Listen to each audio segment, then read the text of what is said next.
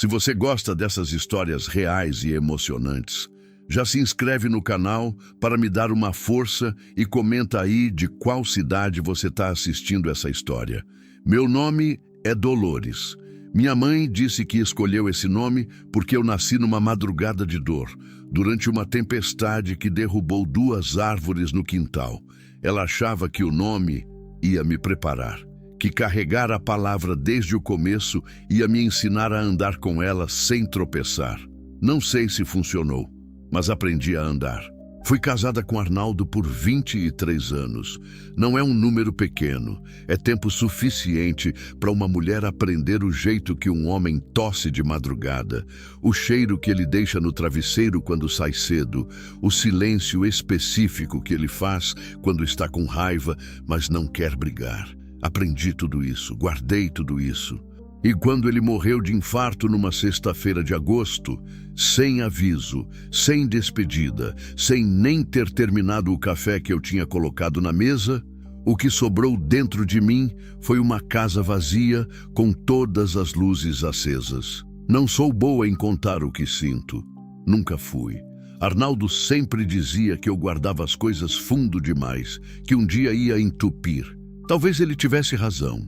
Mas a gente aprende a engolir quando percebe que chorar em voz alta só assusta as pessoas ao redor. E assustar os outros é um trabalho que eu nunca quis ter. Então, engoli. Engoli o velório, engoli os abraços de gente que mal conhecia, engoli os olhares da família dele me medindo de cima a baixo como se eu fosse um item no inventário. Engoli tudo isso com o mesmo rosto fechado que minha mãe chamava de teimosia e que eu sempre preferi chamar de sobrevivência. A leitura do testamento foi 3 semanas depois da morte de Arnaldo. Eu não sabia o que esperar. Arnaldo não era um homem de muitas conversas sobre dinheiro comigo. Trabalhava, cuidava, resolvia as coisas sem explicar muito. Eu aceitava, porque a vida da roça não tem espaço para reuniões de planejamento. Tinha a fazenda, tinha o gado, tinha as máquinas, tinha a terra. Eu sabia que existia, não sabia quanto valia. A sala do cartório era pequena e cheirava a papel velho. Os cunhados sentaram de um lado, as cunhadas do outro, e eu fiquei no meio, numa cadeira um pouco afastada, como se soubessem antes de começar que o que eu ia receber não ia exigir espaço.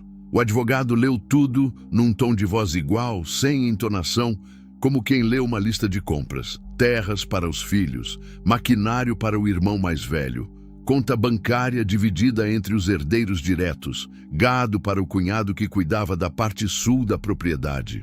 E para a esposa Dolores Aparecida Mendes, o imóvel de uso secundário, localizado no Morro do Gavião, conhecido como Barraco das Pedras, sem valor de mercado determinado, de posse imediata. Ninguém riu, mas 2 deles se entreolharam. E esse olhar disse tudo que a voz não precisou dizer.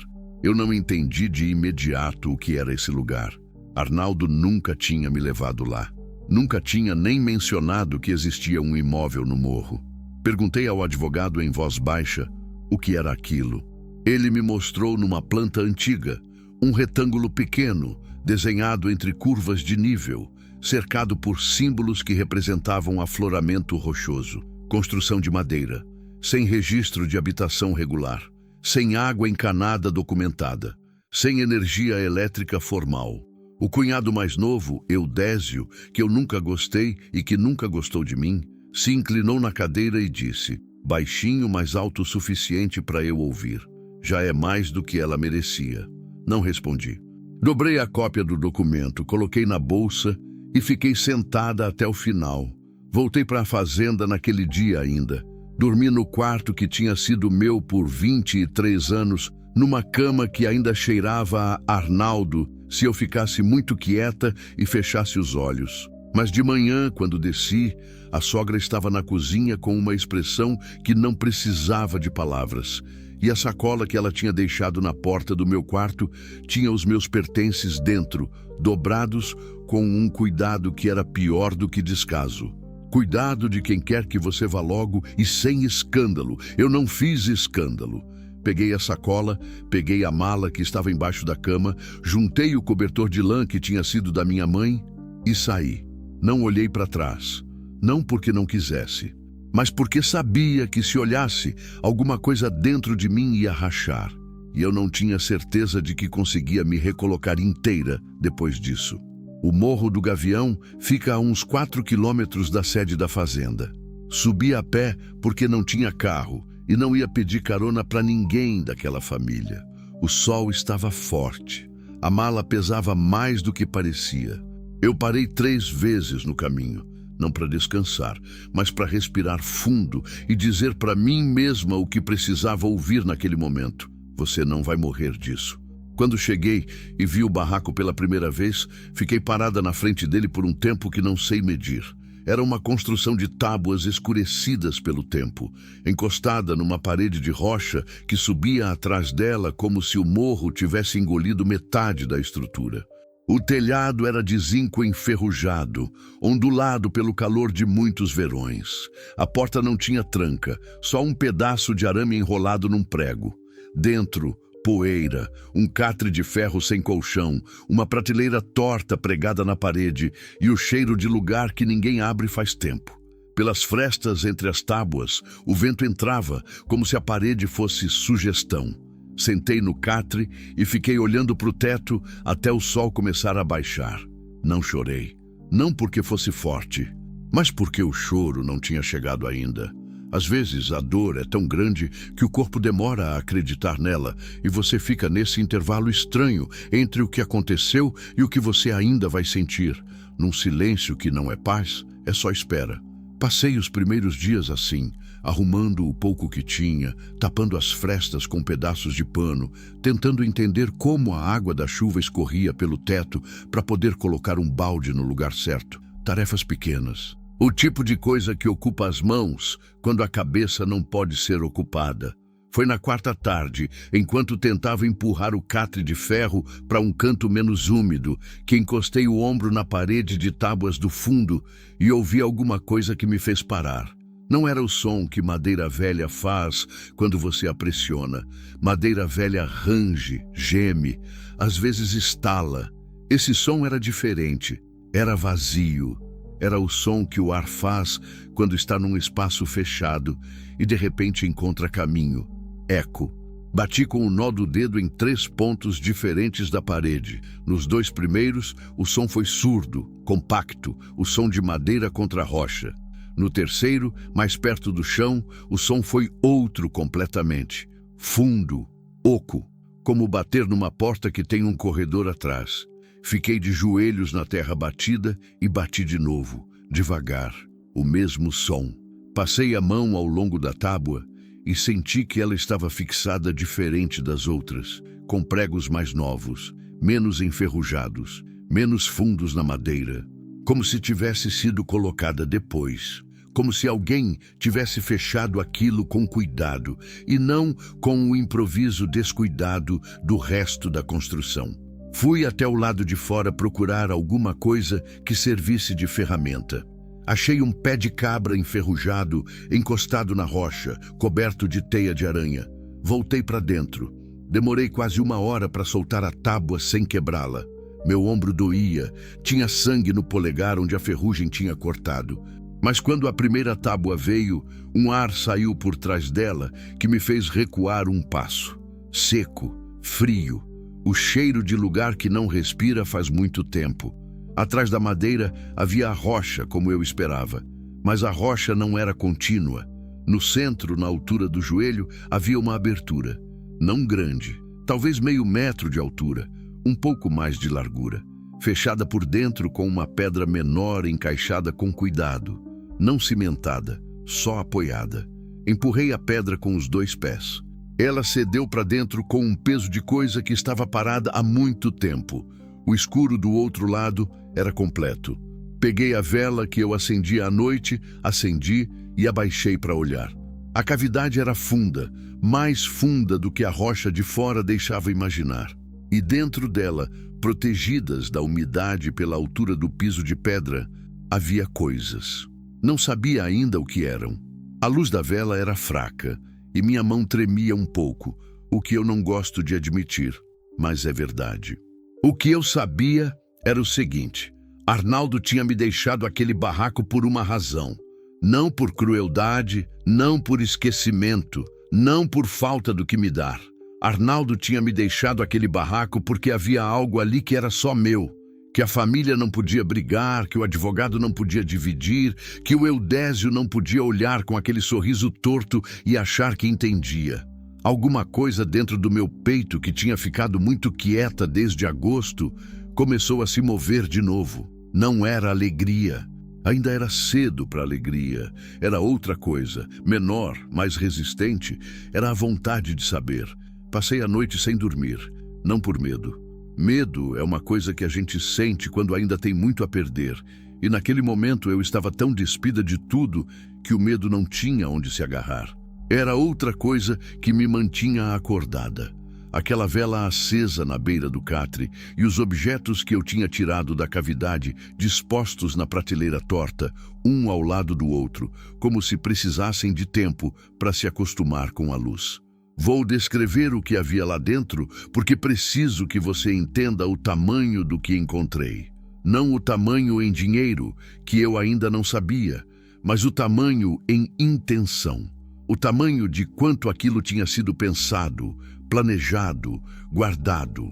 Havia uma caixa de madeira fechada com um fecho de metal, do tipo que antigamente se usava para guardar ferramentas de precisão ou documentos importantes. Havia um embrulho de couro seco, amarrado com cordão encerado, do tipo que não apodrece com umidade. Havia uma garrafa de cachaça boa, selada com cera, que Arnaldo jamais teria guardado sem motivo, porque ele não era homem de guardar cachaça, ele era homem de tomar. E havia um envelope pardo, grosso, preso com elástico, com o meu nome escrito à mão na frente. Dolores. Só isso, sem sobrenome, sem floreio. Do jeito que ele escrevia tudo, com a letra de quem aprendeu tarde e nunca teve paciência para embelezar o que era funcional. Fiquei olhando para o envelope por um tempo longo demais. Arnaldo tinha uma letra que eu reconheceria entre mil. Aquela letra grande e levemente inclinada para a esquerda, como se as palavras quisessem ir embora, mas ele as segurava pelo pescoço. Quantas vezes eu tinha visto essa letra em bilhetes curtos que ele deixava na cozinha quando saía antes de eu acordar. Fui na cidade. Volto no almoço. Nunca colocava mais do que a inicial, como se o nome inteiro fosse cerimônia demais entre nós. Peguei o envelope. Tinha medo de abrir. Não vou mentir sobre isso. Quando alguém que você amou por 23 anos te deixa uma carta depois de morrer, existe uma parte de você que sabe que depois de ler, alguma coisa vai mudar de lugar dentro de você e você não tem como saber antes se vai doer mais ou doer menos. Ler é atravessar uma porta que não tem volta. Abri. Havia 4 folhas de papel ao maço, dobradas em 3, escritas dos 2 lados com a mesma letra inclinada. Arnaldo nunca me escreveu 4 folhas de nada. O maior bilhete que já me deixou tinha 6 linhas e falava de uma vaca que tinha fugido pelo cerca caída do Pasto do Sul. 4 folhas significavam que ele tinha muito a dizer, ou que sabia que não teria outra chance de dizer, ou as 2 coisas ao mesmo tempo. Comecei a ler. Ele não começou com querida nem com minha Dolores. Começou direto, como era o jeito dele. Se você está lendo isso, é porque morri antes de te contar pessoalmente, o que eu não queria, mas sempre soube que era provável. Não sou bom em falar as coisas certas na hora certa. Você sabe disso melhor que ninguém. Então escrevi, porque escrito pelo menos não sai pela metade. Primeiro, eu sei o que minha família vai fazer quando eu morrer. Conheço eles faz 70 anos. Eles vão te tratar como se o que você viveu comigo não valesse nada. Vão dividir tudo que eu construí como se você nunca tivesse estado do lado de cá construindo junto. Não consigo mudar isso pelo testamento porque qualquer coisa que eu deixasse para você, em terra ou dinheiro, eles iriam contestar na justiça por anos e você ia se gastar toda numa briga que não ia ter fim. Então não fiz isso, fiz diferente. O barraco do Morro do Gavião é meu, desde antes de casar. Comprei com o dinheiro que juntei, trabalhando de tratorista quando tinha 18 anos. E nunca registrei junto com o resto da fazenda. Sempre ficou separado, num cartório da cidade, no meu nome só. Eles não sabem que vale o que vale. Eles nunca olharam para aquele morro com o olho de ver. Mas eu olhei. Dobrei o papel por um segundo e respirei. Arnaldo tinha comprado aquele terreno sozinho, antes de mim, antes da família crescer e das terras se misturarem.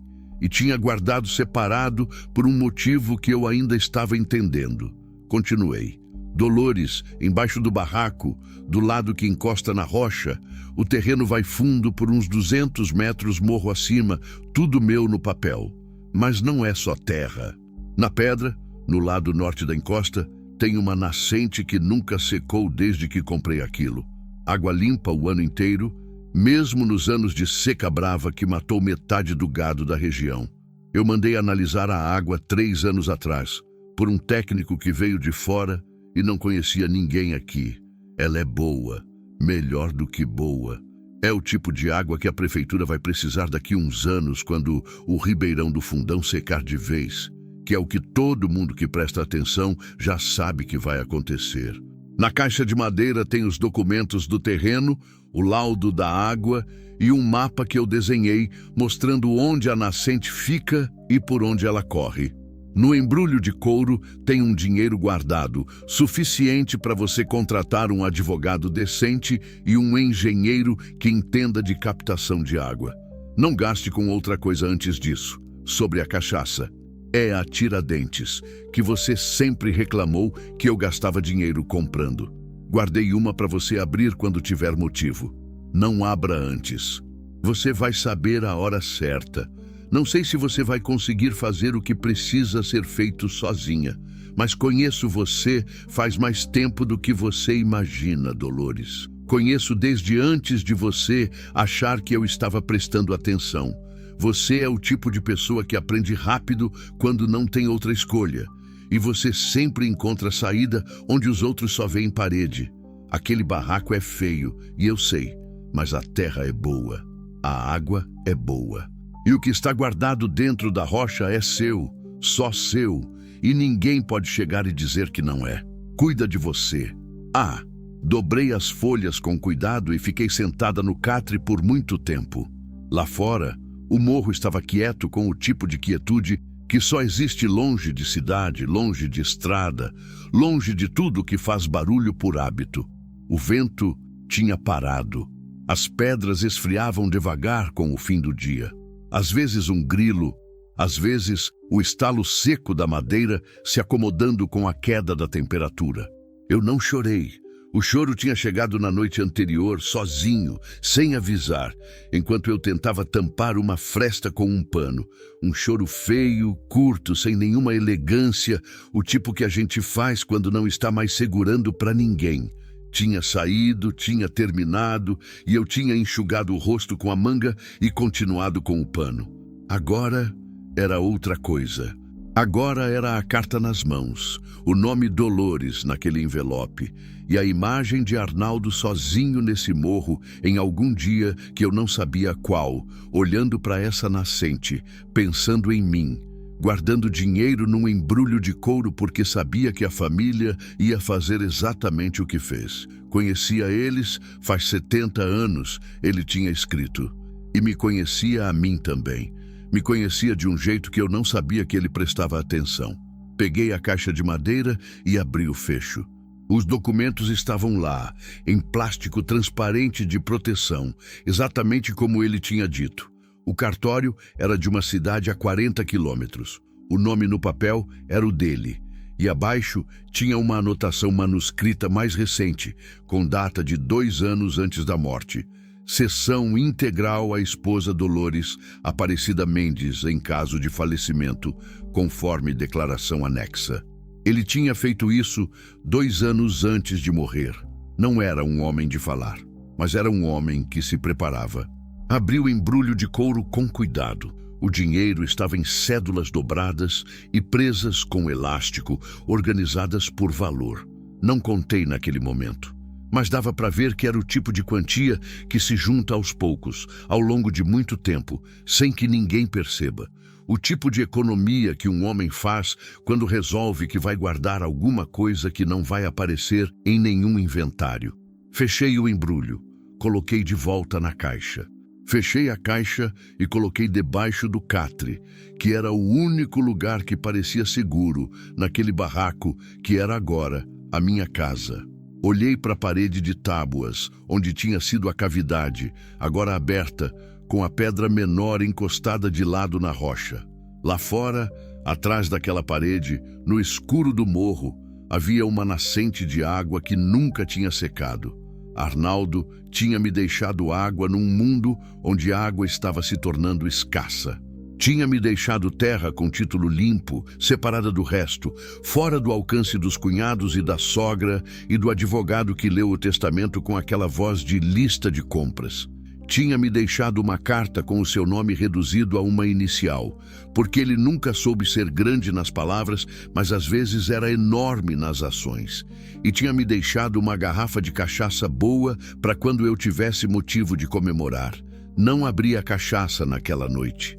Ainda não era a hora, como ele tinha dito. Mas tirei a garrafa da prateleira, passei o polegar na poeira que tinha se depositado no gargalo e coloquei de volta com mais cuidado do que eu teria colocado qualquer outra coisa naquele barraco. Depois deitei, apaguei a vela e pela primeira vez desde que Arnaldo morreu, não passei a noite inteira acordada. Dormi. Não bem, não fundo, mas dormi.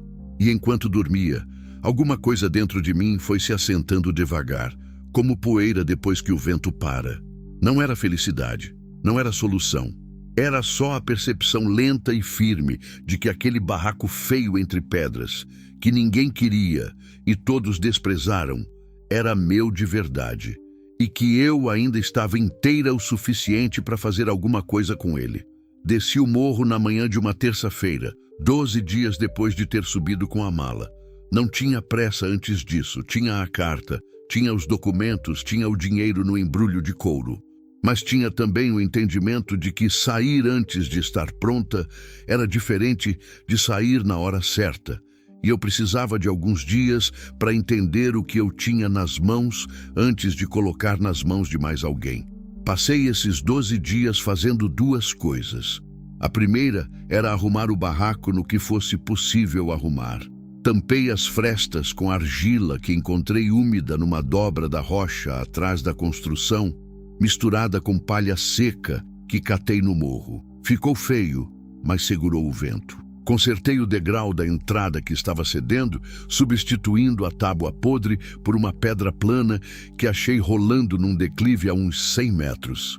Limpei tudo por dentro com vassoura de palha que fiz eu mesma porque não tinha dinheiro a gastar antes de entender quanto dinheiro havia.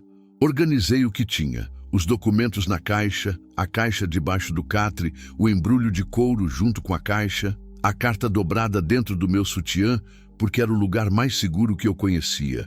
A segunda coisa era caminhar pelo terreno. Toda manhã, logo que clareia, eu pegava o mapa que Arnaldo tinha desenhado e saía. O mapa era simples, feito com régua e lápis, com indicações em letra pequena que eu precisava, às vezes, inclinar o papel para ler direito. Mas era preciso.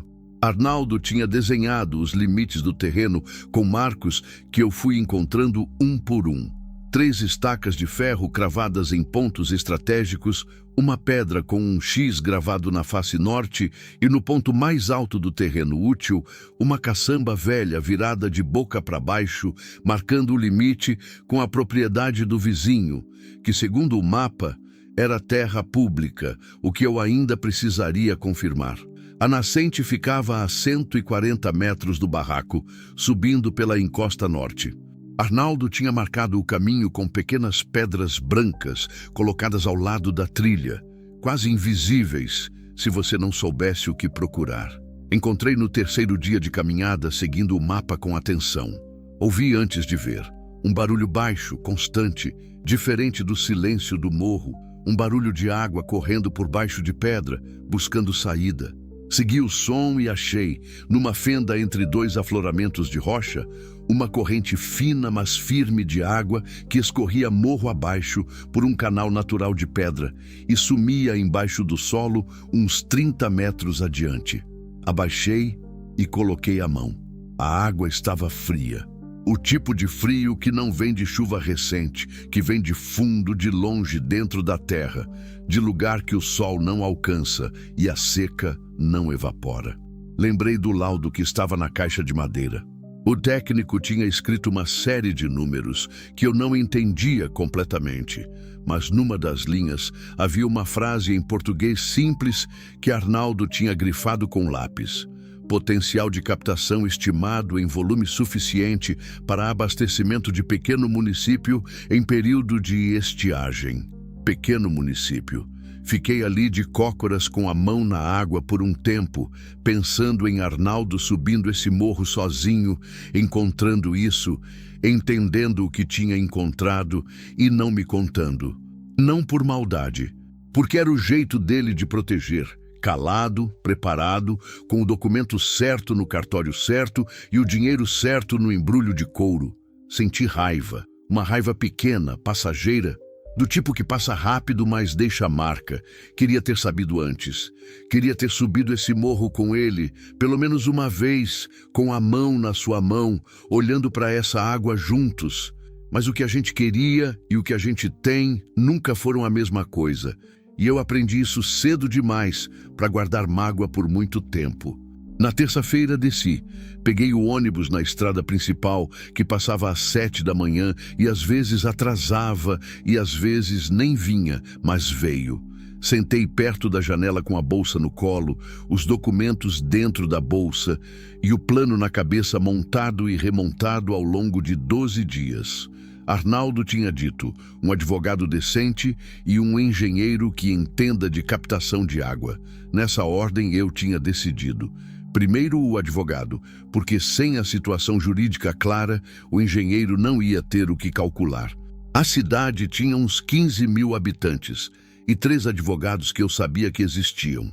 2 deles tinham trabalhado com a família de Arnaldo em algum momento ao longo dos anos. O terceiro eu não conhecia, mas o nome estava numa placa que eu tinha visto várias vezes passando de carro sem nunca precisar entrar. Marcelo Andrade, advocacia, direito rural e imobiliário. Direito rural era o que eu precisava. O escritório ficava numa sala no 2º andar de um sobrado na Rua do Comércio, subindo uma escada de madeira que rangia em cada degrau, como se fosse avisar quem estava lá dentro que alguém vinha.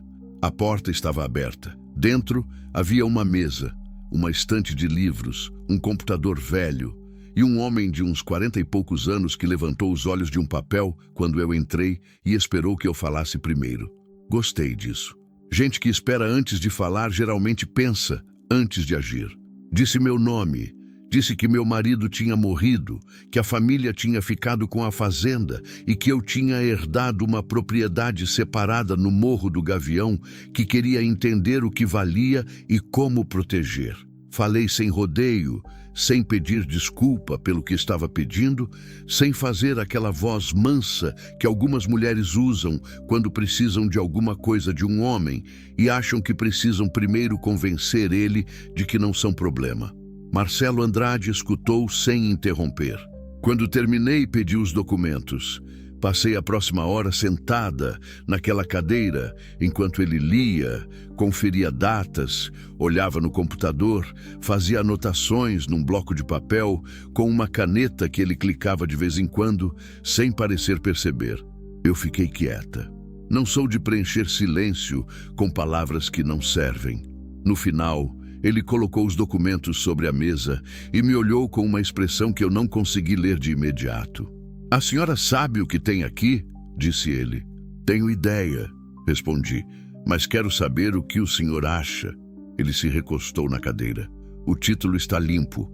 A declaração de cessão que o seu marido fez 2 anos antes de morrer é válida, foi registrada em cartório e tem firma reconhecida.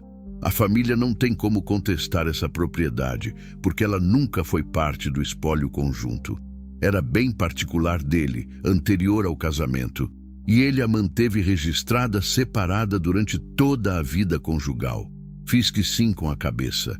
O laudo da água, continuou ele. E aqui a voz mudou de tom, ficou mais cuidadosa, como quem faz uma curva num caminho que conhece. É um documento sério, não é relatório de garagem. O técnico que assina tem registro no CREA e o laboratório que fez a análise é credenciado. Se o volume estimado for confirmado em medição atualizada, a senhora tem uma concessão de uso de recurso hídrico para requerer junto ao órgão estadual de meio ambiente. E com essa concessão nas mãos, tem algo para negociar com a prefeitura. Negociar o quê, exatamente? Perguntei. Ele me olhou por um segundo, como se avaliasse se eu entendia o que ele ia dizer ou se precisava embrulhar de outro jeito. O Ribeirão do Fundão, disse ele simplesmente. Aquele nome, o mesmo que Arnaldo tinha escrito na carta. Estou ouvindo, falei. O Ribeirão do Fundão abastece 60% desta cidade. Nos últimos 3 anos, o volume caiu 40%. Tem laudo da Defesa Civil, tem relatório da concessionária, tem matéria no jornal regional. A prefeitura está em negociação com um município vizinho para comprar água tratada por adutora, mas o projeto é caro e politicamente complicado. Uma nascente com volume adequado, dentro do município, com acesso viável, seria uma alternativa muito mais conveniente para todo mundo. Fiquei em silêncio um momento. Quanto tempo leva para confirmar o volume com medição atualizada? Depende do engenheiro. Mas entre contratar, fazer o levantamento e ter o laudo na mão, uns 30 a 60 dias. E o senhor conhece alguém que faça isso sem primeiro ir contar para todo mundo na cidade o que está fazendo? Ele ficou quieto por um segundo. Depois, pela primeira vez desde que eu tinha entrado, esboçou algo que não era exatamente um sorriso, mas era perto. Conheço, disse. O engenheiro se chamava Seu Brás. Tinha uns 60 anos, barba por fazer, caminhonete velha e o tipo de olho quieto que vem de passar décadas olhando para a terra e aprendendo que ela não mente, mas também não explica nada. Você tem que ler. Marcelo me levou até ele naquela mesma tarde, numa casa na saída da cidade, onde Seu Brás atendia a quem precisava na varanda com um copo de café na mão e uma régua sempre atrás da orelha. Contei o que havia. Mostrei o laudo antigo, o mapa de Arnaldo, os documentos do terreno.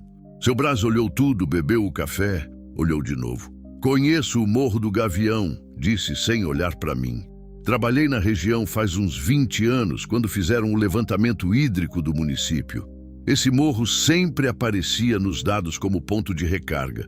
Ninguém nunca foi verificar, porque nunca havia terreno privado com título limpo que justificasse o investimento. Ah, agora, disse eu. Ele me olhou. Ah, agora, concordou. Combinamos o valor que era dentro do que o embrulho de couro comportava com folga para não ficar sem reserva.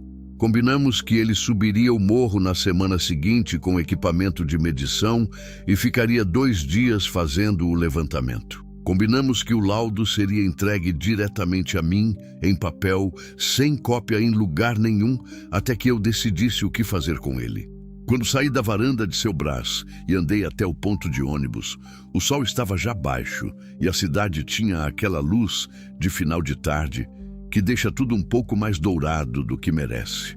Sentei no banco de cimento do ponto e esperei o ônibus. Pensei em Arnaldo, pensei no quanto ele tinha planejado aquilo sem nunca me dizer uma palavra. Pensei se ele sabia que eu ia descendo esse morro e sentando nesse ponto de ônibus exatamente assim, com os documentos na bolsa e 2 homens sérios com quem tinha acabado de falar. Achei que sabia. Arnaldo não era homem de apostar em cavalo que não conhecia. O ônibus atrasou 40 minutos. Quando veio, subi, sentei perto da janela de novo e passei o trajeto de volta, olhando o morro lá no alto contra o céu que já estava ficando roxo. O barraco daqui de baixo não aparecia. Era pequeno demais, estava escondido pela rocha. Era invisível para quem passava na estrada sem saber o que procurar. Mas eu sabia onde estava e sabia que tinha água lá dentro. Água fria, funda, do tipo que a seca não alcança. Arnaldo tinha me deixado isso. E eu estava começando a entender, devagar e com o cuidado que a coisa pedia, o que fazer com o que me foi dado. Seu Brás subiu o morro numa quinta-feira cedo, com uma mochila grande nas costas e um rapaz jovem atrás dele, carregando equipamento que eu não sabia nomear, mas que parecia pesado e delicado ao mesmo tempo, do tipo que se carrega com os dois braços e se apoia devagar no chão. Eu tinha descido até a estrada para recebê-los e guiar pelo caminho que, sem o mapa de Arnaldo, era difícil de encontrar para quem não conhecia. O rapaz jovem se chamava Tiago. Não disse mais que isso e ficou o tempo todo em silêncio atrás do patrão, com aquela atenção de quem ainda está aprendendo e sabe que aprender exige calar. Gostei do rapaz por isso. Subimos os 4 quilômetros sem pressa. Seu Brás caminhava devagar, mas constante, parando de vez em quando para olhar para a encosta com aquele olho de quem lê o que a terra escreve na superfície. Em 2 pontos do caminho, ele se agachou, pegou um punhado de terra, esfregou entre os dedos, cheirou, largou. Não disse nada. Fez anotações no caderno de campo que carregava preso na alça da mochila com um elástico. Quando chegamos ao barraco, ele ficou parado na frente por um momento, olhando a construção com uma expressão neutra. Seu marido construiu isso? Perguntou. Não sei quem construiu, respondi. Ele comprou o terreno quando tinha 18 anos. A construção já estava aqui. Seu Brás fez um som que podia ser concordância ou só o barulho de alguém que está pensando. Entrou, deu uma volta no espaço pequeno, bateu com os nós dos dedos na parede de rocha no fundo, exatamente no mesmo ponto onde eu tinha batido na tarde em que descobri a cavidade. Olhou para a abertura que eu tinha deixado exposta. A senhora abriu isso? Disse. Sim. E o que havia lá dentro? Documentos, dinheiro, uma carta. Ele assentiu como se isso confirmasse alguma coisa que ele já suspeitava. Esse barraco foi construído de propósito encostado na rocha, disse ele. Não é construção de quem precisava de abrigo e usou o que havia. É construção de quem queria esconder alguma coisa e precisava de uma desculpa para estar aqui em cima. Não respondi porque não havia o que acrescentar. Saímos pela encosta norte e seu Brás encontrou a nascente mais rápido do que eu esperava. Ele não precisou do mapa de Arnaldo. Leu o terreno, seguiu o declive com o olho, encontrou a fenda na pedra e colocou a mão na água com o mesmo gesto que eu tinha feito dias antes. Ficou mais tempo do que eu. Fria, disse, finalmente. Sim, não é superficial. Vem de aquífero. Ele se levantou, secou a mão na calça, olhou o morro acima. Preciso de 2 dias aqui para fazer o levantamento direito. O menino vai montar o equipamento de medição de vazão agora, e amanhã fazemos a sondagem do eixo de recarga. A senhora tem onde nos deixar dormir? Olhei para o barraco lá embaixo na encosta. Tenho um catre, disse, e posso armar uma rede entre as pedras para um dos 2. Serve, disse ele, sem hesitar. Passei os 2 dias daquele levantamento fazendo o que sempre faço quando há algo importante acontecendo que não depende de mim. Fiquei perto sem atrapalhar, observei o que havia para observar e fiz o que era útil. O que era útil era comida e água potável, que eu descia buscar num galão na bica da estrada toda manhã antes que os 2 acordassem. Era também não fazer perguntas enquanto eles trabalhavam, porque perguntas na hora errada atrapalham quem está tentando pensar. Fiz as perguntas nas pausas, no almoço, no fim do dia, quando seu Brás sentava na pedra plana do lado de fora do barraco com o caderno no colo. No final do 2º dia, quando o Tiago já tinha desmontado o equipamento e descido para deixar na caminhonete, seu Brás ficou sentado naquela pedra por mais tempo que de costume. O sol estava se indo. Lá embaixo, no vale, a fumaça de alguma queimada distante deixava o horizonte cor de cobre velho. Posso falar com franqueza? Disse ele. Prefiro, respondi. Ele abriu o caderno na última página de anotações e ficou olhando por um segundo, como se estivesse escolhendo por onde começar. A vazão desta nascente, nas medições dos 2 dias, foi consistente e superior ao que o laudo antigo estimava. O laudo antigo foi feito numa época de chuvas regulares. Estamos agora no 3º ano de déficit hídrico nesta região, e a vazão não caiu. Fiquei quieta esperando. Isso significa que a fonte de recarga desse aquífero é profunda e geograficamente abrangente. Não depende de chuva local. Depende de um sistema de recarga que provavelmente começa muito mais longe, na borda da chapada, e chega aqui embaixo por fratura na rocha ao longo de décadas. Ele fechou o caderno. Em linguagem simples, essa nascente não vai secar quando o Ribeirão do Fundão secar. Ela vai estar aqui quando o Ribeirão for só um nome que os velhos lembram. Aquilo ficou no ar entre nós por um momento. E o volume? Perguntei. Suficiente para abastecer uma cidade do tamanho desta com folga. Com a infraestrutura certa de captação e tratamento, que não é barata, mas tampouco é absurda. Ele me olhou. A senhora tem noção do que está sentada em cima? Estou começando a ter, disse. Ele assentiu devagar. O laudo vai estar pronto em 10 dias. Vou redigir em linguagem técnica adequada para protocolo em órgão ambiental. Parou, e aqui a voz teve uma inflexão diferente, mais cuidadosa. Dona Dolores, vou dizer uma coisa que não é da minha conta, mas vou dizer assim mesmo, porque acho que precisa ser dito. Pode falar. Quando isso sair do papel e virar conversa pública, vai ter gente interessada. Prefeitura, concessionária, talvez empresa privada. E vai ter gente que vai tentar te convencer de que você não sabe o que tem, que vai complicar o que é simples, que vai fazer oferta baixa na hora em que você está mais cansada.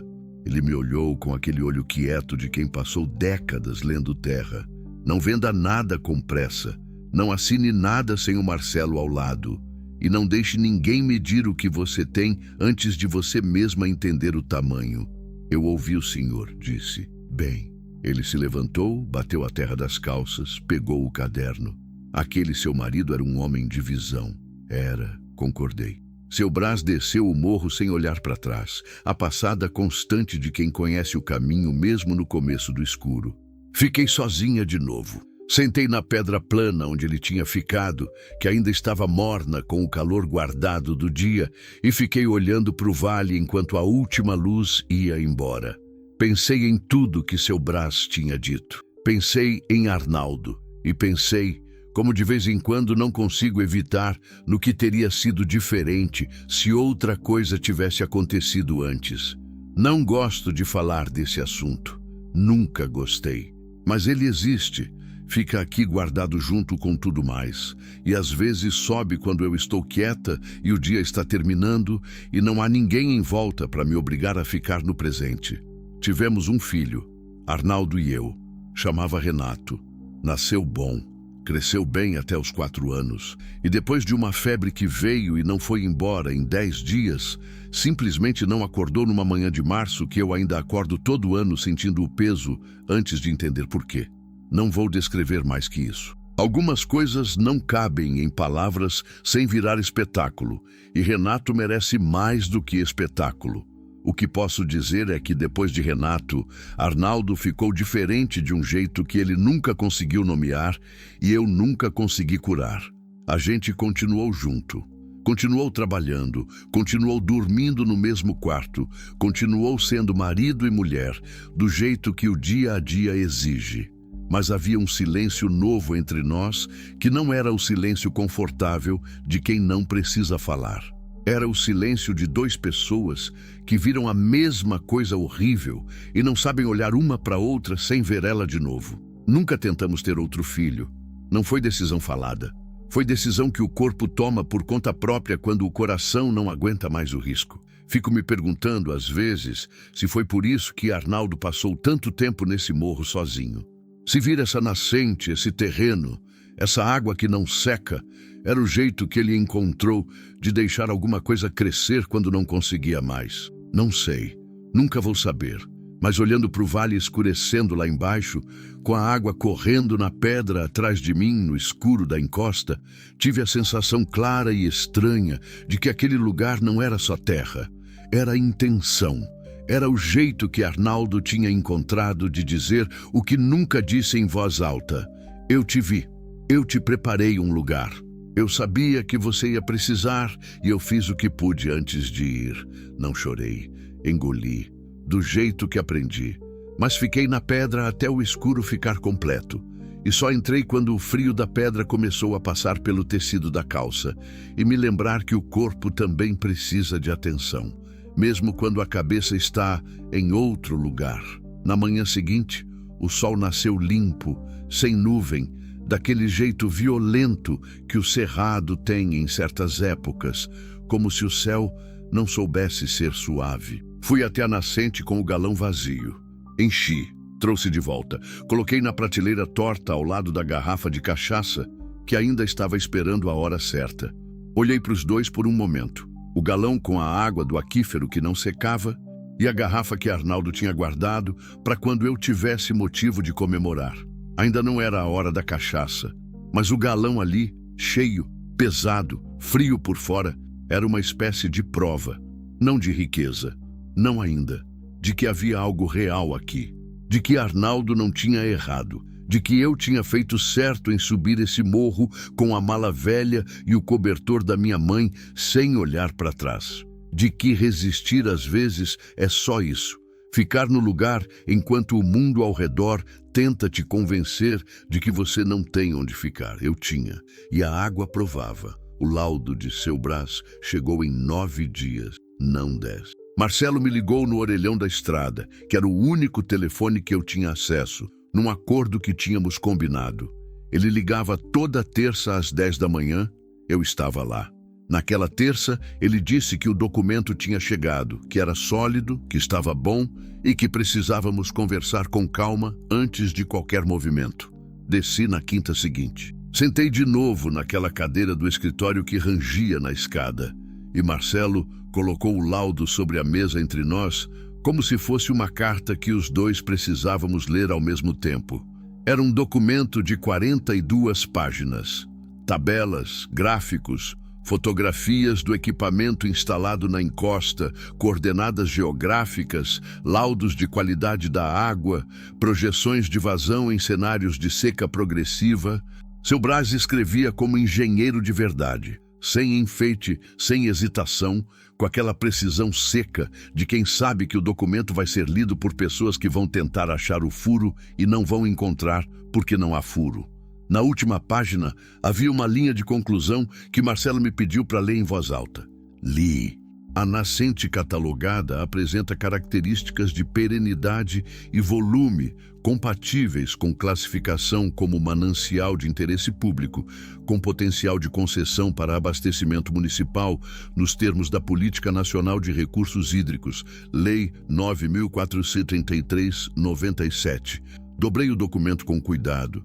O que isso significa na prática? Perguntei, embora já soubesse parte da resposta. Significa que a senhora tem em mãos o argumento técnico para requerer a concessão de uso do recurso hídrico junto ao órgão estadual. Marcelo se recostou. E significa que antes de fazer isso, precisamos decidir o que a senhora quer. Porque as opções são diferentes e levam a lugares muito diferentes. Quais opções? Ele juntou as pontas dos dedos. Primeira, a senhora requer a concessão. Faz a infraestrutura de captação com parceiro privado ou financiamento público e negocia contrato de fornecimento com a prefeitura. E isso é o processo mais longo, mais caro no início, mas mantém a propriedade e o controle nas suas mãos. Segunda opção, a senhora vende o terreno. Com esse laudo, o valor é muito superior ao que qualquer herdeiro imaginou quando te deram aquilo. Empresa de saneamento, incorporadora, município via desapropriação indenizada. Recebe o dinheiro, sai sem complicação.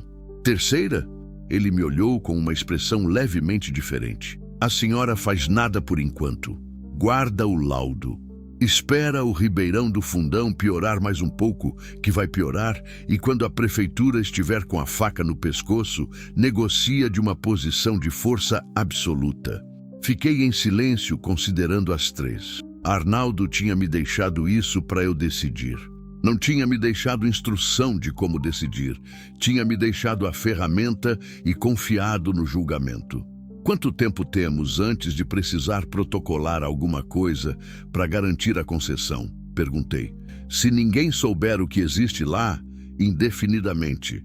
O risco é outro. Se a prefeitura descobrir por outro caminho, pode tentar requerer o uso público do manancial por interesse coletivo. E aí a disputa fica judicializada. Alguém mais sabe, além de nós, do seu Brás e do Tiago?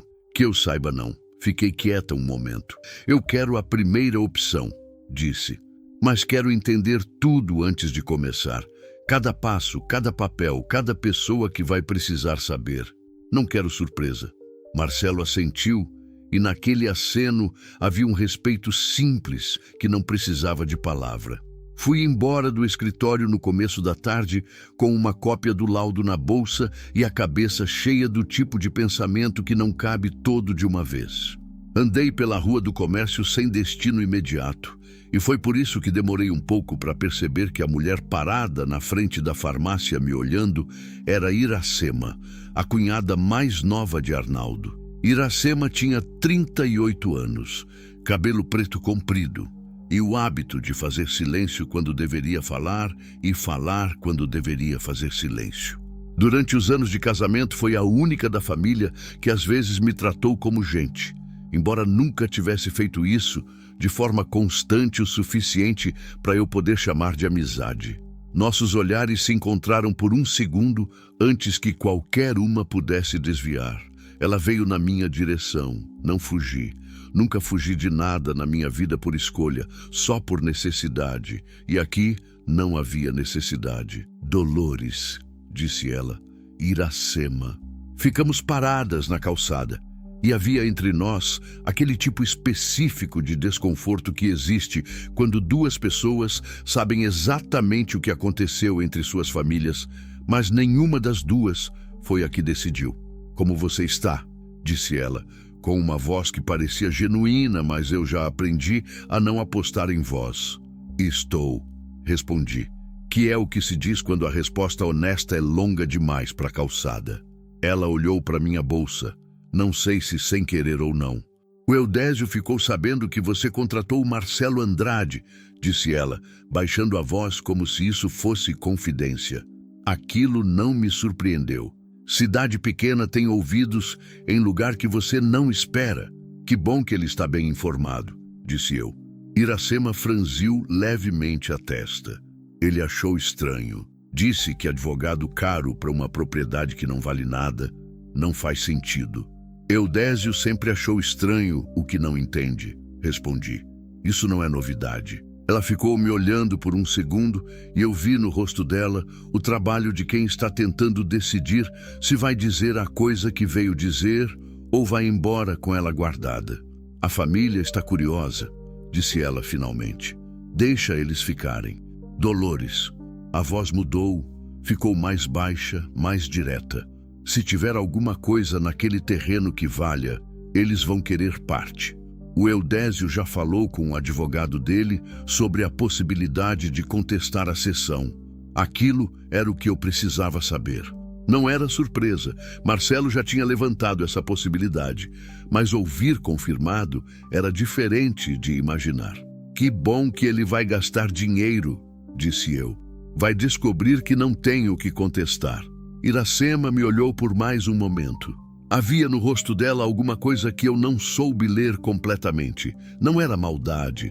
Talvez fosse a mistura específica de culpa e admiração que as pessoas sentem quando veem alguém sobreviver uma coisa que elas não tiveram coragem de impedir. Você sempre foi mais dura do que eles calcularam, disse ela. Não sou dura, respondi. Só não sou mole no lugar que eles esperavam.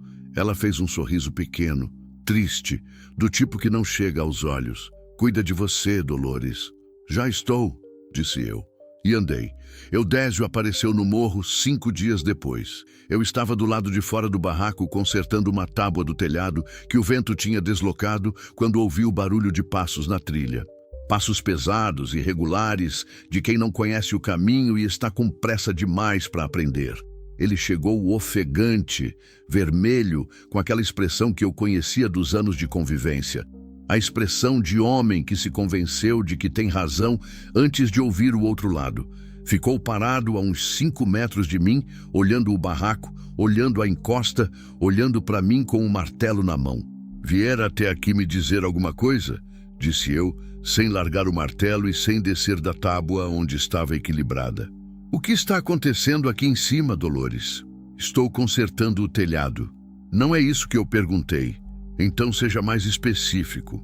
Ele cruzou os braços, do jeito de homem que quer parecer firme, mas está com os pés inseguros no terreno irregular. Você contratou advogado, contratou engenheiro. Engenheiro ficou 2 dias aqui em cima com equipamento. Fez uma pausa, como se esperasse que eu confirmasse ou negasse. Não fiz nenhum nem outro. Esse terreno não vale nada, Dolores. Meu irmão te deixou isso porque era o único jeito de te dar qualquer coisa sem brigar com o inventário. Não tem nada aqui que justifique. Desci da tábua devagar, coloquei o martelo no chão, não de forma ameaçadora, só porque eu não precisava mais dele naquele momento.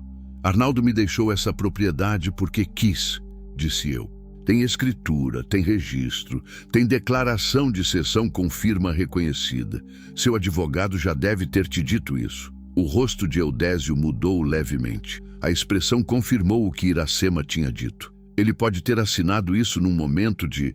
Ele procurou a palavra fragilidade. 2 anos antes de morrer, em plena saúde, em cartório, com testemunha. Mantive a voz no mesmo tom. Essa é a sua definição de fragilidade? Dolores, a voz mudou.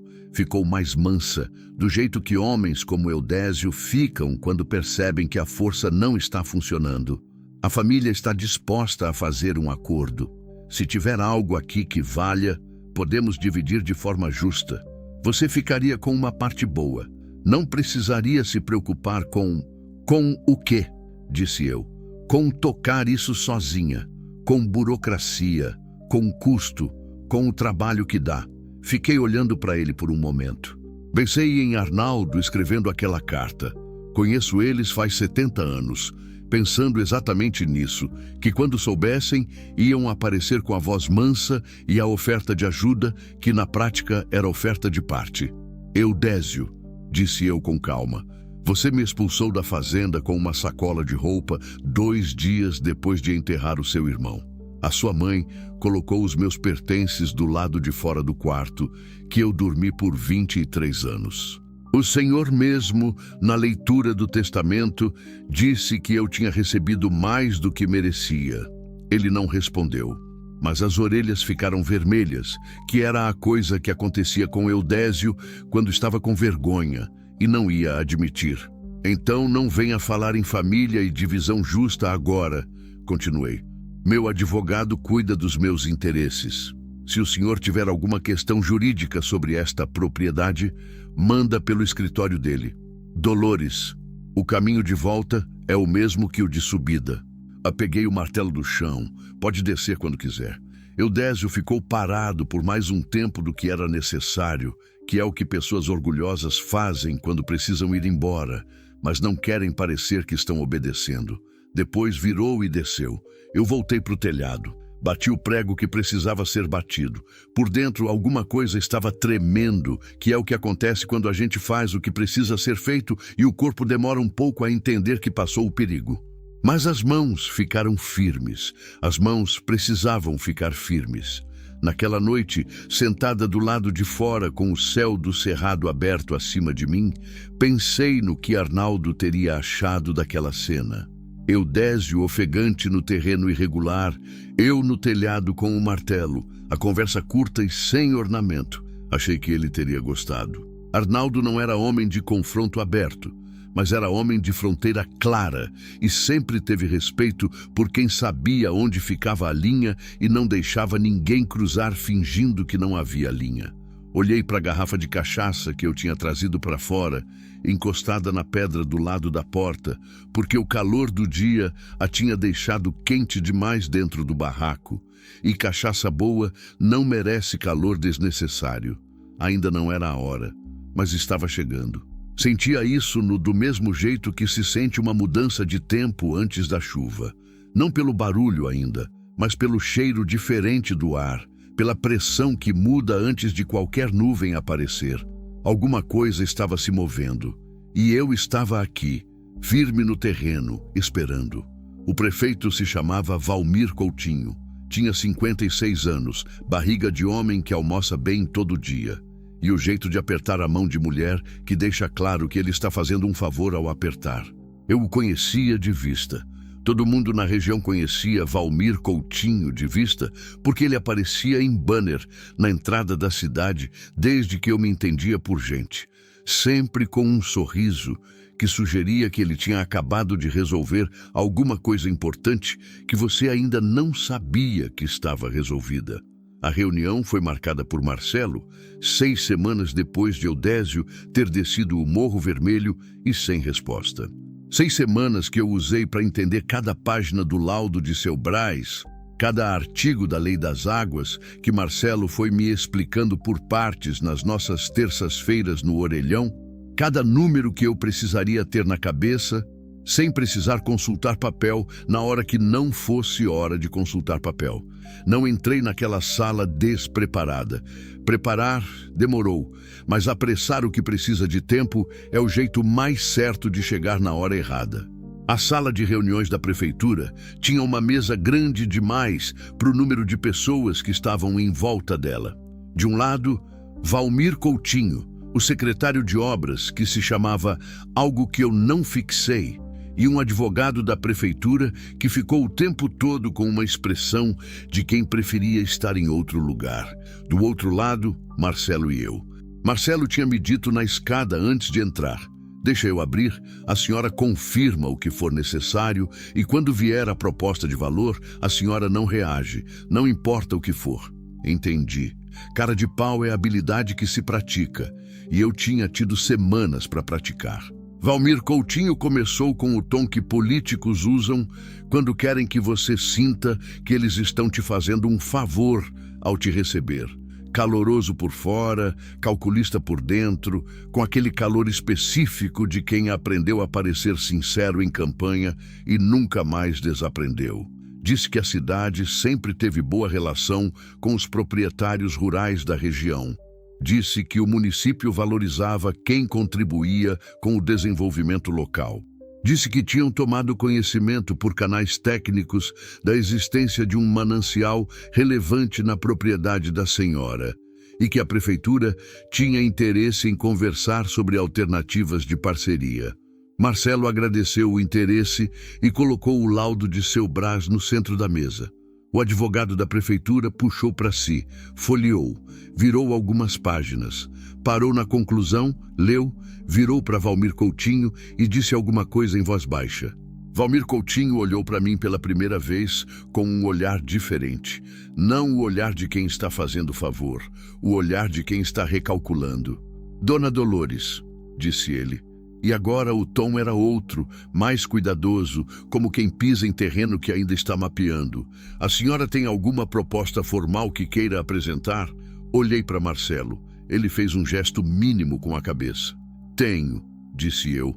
A proposta que Marcelo e eu tínhamos construído ao longo de 6 semanas era simples na estrutura e firme nos números. Eu não vendia o terreno ficava meu.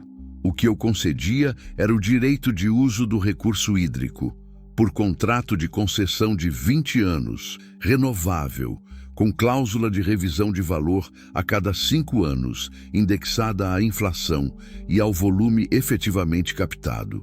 A infraestrutura de captação e tratamento seria construída pela prefeitura com financiamento do governo estadual, que havia um programa específico para isso que Marcelo tinha descoberto e que o secretário de obras claramente não sabia que existia, porque a expressão dele quando Marcelo mencionou o nome do programa foi a expressão de quem está ouvindo uma novidade inconveniente. Em troca, além do valor mensal do contrato, eu pedia 2 coisas que não eram dinheiro. A primeira, uma cláusula de uso preferencial de mão de obra local na construção da infraestrutura, com percentual mínimo definido em contrato. A segunda, que a nascente, nos documentos oficiais, fosse registrada com o nome que eu escolhesse. Valmir Coutinho olhou para a segunda cláusula com uma expressão que não sabia se era curiosidade ou estranhamento. "Que nome a senhora quer?", disse ele.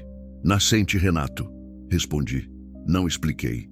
Não havia necessidade de explicar. Marcelo não sabia desse nome. Viu meu rosto e não perguntou. O advogado da prefeitura anotou. As negociações levaram mais 5 semanas. Não vou detalhar cada reunião porque seria longo demais, e a maior parte do que acontece em negociação é espera. E espera não tem narrativa interessante, só tem peso. O que posso dizer é que Eudésio tentou se inserir 2 vezes no processo, por meio do advogado dele, com alegações de que havia interesse da família no terreno que precisava ser considerado. As 2 vezes, Marcelo respondeu com o mesmo documento: a escritura de propriedade individual anterior ao casamento, a declaração de cessão registrada com firma reconhecida e uma carta em linguagem jurídica que eu nunca li completa, mas que Marcelo resumiu para mim como: está tudo correto, não tenho o que discutir. Qualquer contestação formal será tratada formalmente. A segunda vez que Eudésio tentou, o advogado dele não respondeu mais. Algumas brigas se encerram não quando alguém ganha, mas quando quem queria brigar percebe o custo do processo e decide que não vale. O contrato foi assinado numa manhã de outubro, num cartório diferente do que tinha sido usado no inventário de Arnaldo, porque eu pedi que fosse diferente e Marcelo achou que era um pedido razoável. Havia 4 pessoas na sala: eu, Marcelo, Valmir Coutinho e uma funcionária do cartório que testemunhou. Não havia família. Não havia fotógrafo de jornal, que Valmir tinha sugerido, e eu tinha declinado com educação suficiente para ele não insistir. Não havia discurso. Assinei em 3 vias com a minha letra, que não é elegante, mas é legível. E quando a funcionária do cartório carimbou o último documento e disse pronto, eu coloquei a caneta na mesa, peguei a minha cópia e dobrei dentro da bolsa com o mesmo cuidado com que tinha dobrado a carta de Arnaldo meses antes. Valmir Coutinho me estendeu a mão com aquele aperto que ainda tinha resíduo de favor, mas agora havia nele também alguma outra coisa.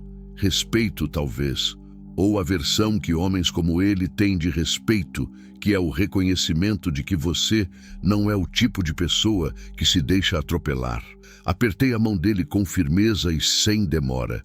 Desci do cartório na rua com Marcelo do lado, o sol de outubro batendo com vontade no calçamento, e ficamos parados um momento na calçada antes de ir cada um para o seu lado. Foi bem, disse ele. Foi, concordei. A senhora sabe que o valor do contrato ao longo dos 20 anos é substancial. Sei. Tem ideia do que vai fazer? Pensei por um segundo. Era uma pergunta simples e ao mesmo tempo não era. Vou arrumar o barraco, disse. Marcelo me olhou. Sério, disse eu.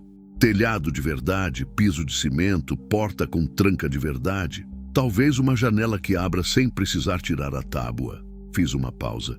Água encanada da nascente. Acho que mereço ser a primeira. Ele riu. Foi um riso genuíno, curto, do tipo que sai quando a pessoa não estava esperando achar graça, mas achou. Acho que merece também, disse ele.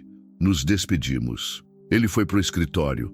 Eu fui pro ponto de ônibus. Subi o morro naquela tarde com uma sacola de mercado que eu tinha comprado antes de pegar o ônibus. Dentro havia arroz, feijão, um pedaço de carne, pão de queijo que eu tinha comprado quente na padaria da rua de baixo e 2 coisas que eu não tinha comprado para mim em muito tempo: um limão e um copo de vidro, porque cachaça boa não se bebe em caneca de alumínio. Cheguei quando o sol estava ainda alto, com calor suficiente para fazer a subida mais lenta do que de costume. Parei 3 vezes. Não pela mala pesada dessa vez, mas porque 3 vezes a vista do morro lá embaixo era bonita de um jeito que eu não tinha me dado licença de notar nas vezes anteriores. Cerrado Dourado, pedras cinzas com líquen alaranjado, o vale largo com suas propriedades pequenas vistas de cima, cada uma parecendo mais manejável do que é por baixo. O ribeirão do Fundão, lá longe, que daqui parecia uma risca brilhante, mas que Marcelo me tinha dito que em certas paragens já não era mais do que uma poça comprida. Daqui a 2 anos, se o cronograma da prefeitura se cumprisse, as obras de captação na nascente estariam prontas. A água do aquífero fundo, que vinha de longe dentro da terra por fratura de rocha e não dependia de chuva local, estaria abastecendo a cidade. E o nome na placa da nascente seria Renato. Meu filho ia dar água para uma cidade que ele nunca conheceu. Pensei nisso e continuei subindo. Coloquei a sacola dentro do barraco, abri a janela de tábua para entrar ar e peguei a garrafa de cachaça da prateleira. Estava lá desde o primeiro dia. Tinha ficado enquanto Eudésio tentou contestar e não conseguiu. Tinha ficado enquanto seu Brás media a água e enquanto Marcelo construía o argumento jurídico e enquanto eu aprendia em reunião o que não aprendi na vida. Tinha ficado enquanto eu consertava o telhado e enquanto os dias passavam com aquela lentidão específica de quem está esperando uma coisa que depende de muita gente além de você. Arnaldo tinha dito: "Você vai saber a hora certa." Sabia. Tirei a cera do gargalo com o canivete que havia na prateleira. Cortei o limão ao meio. Peguei o copo de vidro novo que ainda tinha o cheiro de loja. Servi um dedo de cachaça. Espremi o limão. Não coloquei açúcar porque Arnaldo não punha. Fui até a porta. Sentei na pedra plana do lado de fora, onde seu Brás tinha sentado. Onde eu tinha ficado tantas noites olhando para o vale, e levantei o copo. Não disse nada em voz alta. Não havia necessidade de voz alta. Arnaldo nunca precisou de voz alta para entender o que eu queria dizer, e eu não ia começar agora. Bebi. A cachaça era boa. Era o tipo de boa que não grita, que fica no fundo da garganta com um calor limpo que vai se espalhando devagar, sem pressa de chegar em lugar nenhum. Fiquei sentada com o copo vazio na mão por um tempo longo.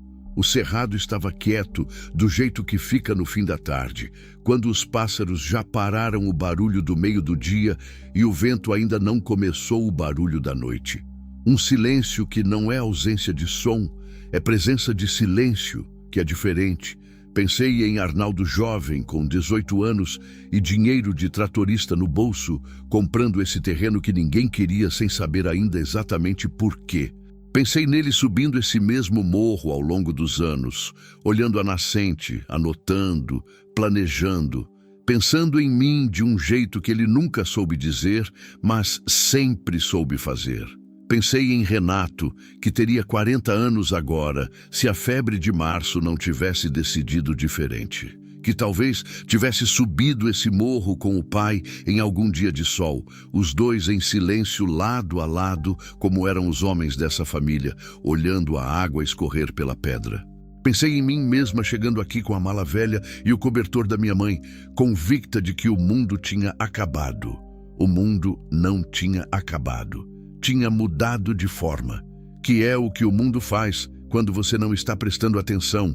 Ele não acaba, ele vira outra coisa, e a questão é sempre se você vai virar junto ou vai ficar parada esperando a forma antiga voltar. Eu tinha virado junto, não sem custo, não sem dor, não sem noites que não vou descrever, porque algumas coisas ficam entre a pessoa e o escuro e não precisam de testemunha, mas tinha virado. Quando o sol baixou o suficiente para o calor diminuir, entrei e fiz comida. Arroz e feijão com a carne, que eu temperei com o que tinha, que era pouco mais suficiente. O cheiro de comida quente num lugar pequeno é uma das coisas mais antigas que existem. Enche o espaço de um jeito que móvel não enche, que dinheiro não enche, que é só aquele cheiro.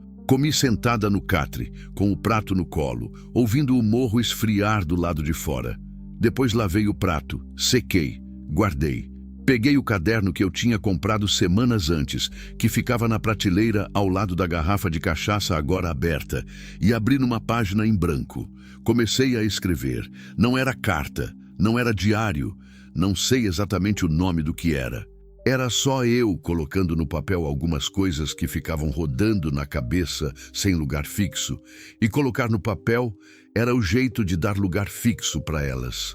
Escrevi sobre Arnaldo, sobre o que ele tinha feito e sobre o que eu não sabia que ele fazia, sobre a carta e a letra inclinada para a esquerda, sobre a nascente e o frio da água, sobre Renato, não muito, só o suficiente para ele estar presente na página sem que eu precisasse detalhar o que ainda dói detalhar.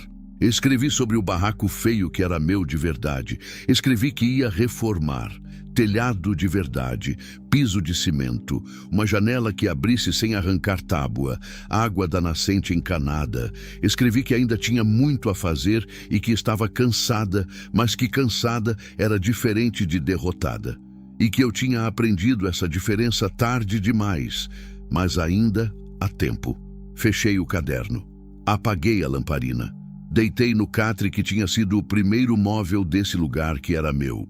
Do lado de fora, o morro fazia seus barulhos de morro. Pedra esfriando, folha seca se movendo no chão sem vento que justificasse, algum bicho pequeno andando com cuidado no escuro, o som distante e constante da água descendo pela rocha lá na encosta norte. Água que não secava, água que tinha nome agora. Fechei os olhos, e dessa vez, quando o sono veio, eu deixei.